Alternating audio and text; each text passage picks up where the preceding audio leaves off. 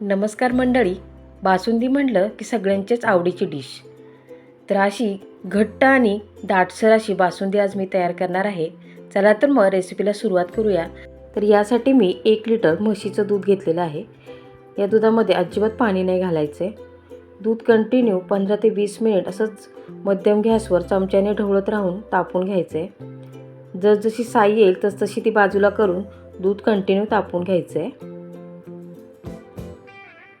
तर अशा प्रकारे दूध कंटिन्यू 15 मिनिट आपल्याला ढवळत राहायचं आहे.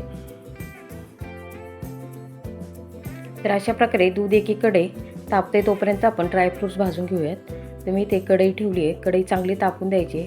त्यामध्ये साजूक तूप घालून घ्यायचं आहे. साजूक तुपामध्ये बदाम भाजून घ्यायचे. तर बदाम मी 2 ते 3 तास गरम पाण्यामध्ये भिजत घातले होते. गरम म्हणजे अगदी कोमट पाण्यामध्ये भिजत घातले होते. बदाम छान भिजल्यावर मी ते सोलून घेतले आणि तुम्ही पाहू शकता आता बदाम आणि काजू मी मस्त असे परतून घेतलेले आहेत. तर याच तुपामध्ये खवा देखील परतून घ्यायचा. 100 ग्रॅम खवा मी आणला होता. तो खवा देखील या तुपामध्ये मस्त असं परतून घ्यायचा आहे, जेणेकरून त्यातलं गाठी असतील ते सगळं फुटून जातील. मस्त असा क्रीमी खवा तयार होईल.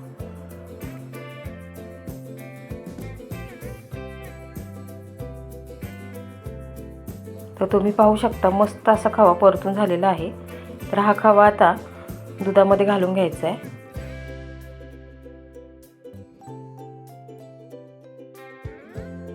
तर यामध्ये मी आता थोडंसं दूध घालते, जेणेकरून कढईला जो काही खवा चिटकलेला आहे तो सगळा निघून येईल.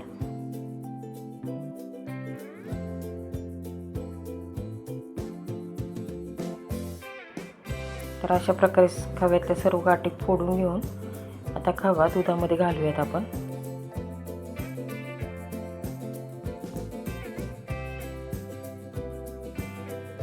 तर तुम्ही पाहू शकता मस्त असं दूध आटून झालं आहे. आता यामध्ये मी खवा देखील घालून घेतला आहे. तर ड्रायफ्रूट्सची छान अशी पेस्टसुद्धा मी मिक्सरला करून घेतली आहे. अगदी पेस्ट नाही पण अगदी बारीक वाटून घेतलेले आहे. तर तुम्ही तुमच्या आवडीनुसार उबडधुबडसुद्धा वाटू शकता ड्रायफ्रूट्स. मी थोडं बारीक वाटून घेतले, जेणेकरून बासुंदीला छान असा दाटसरपणा येईल.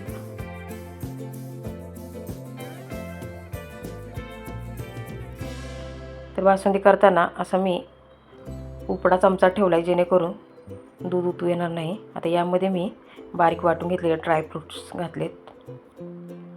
छान असं ढवळून घेऊयात पुन्हा एकदा.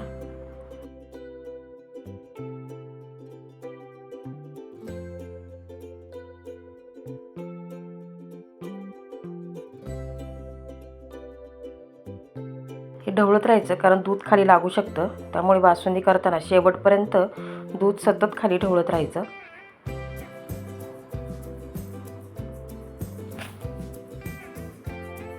आता यामध्ये साखर घालून घेऊयात. 1 वाटीभर साखर मी घातली आहे. तुम्ही तुमच्या आवडीनुसार कमी जास्त घालू शकता, जितकी गोड हवी आहे तशी.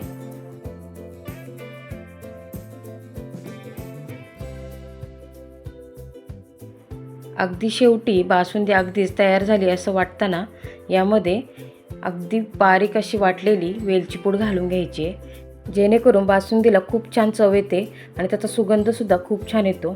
त्यामुळे वेलची पूड नक्की घालावी. तर अशा प्रकारे मस्त अशी दाटसर बासुंदी तयार झालेली आहे. बासुंदी तयार करण्यासाठी 15 ते 20 मिनटं नक्की लागतात. आणि बासुंदीचं काय असतं ना, की जेवढी थंड होईल तेवढी ती दाटसर होत जाते.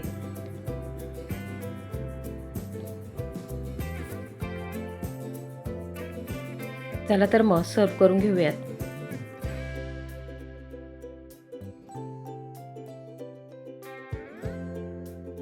तर मंडळी, आजची ही खव्याच्या बासुंदीची रेसिपी तुम्हाला कशी वाटली हे कमेंट बॉक्समध्ये नक्की सांगा.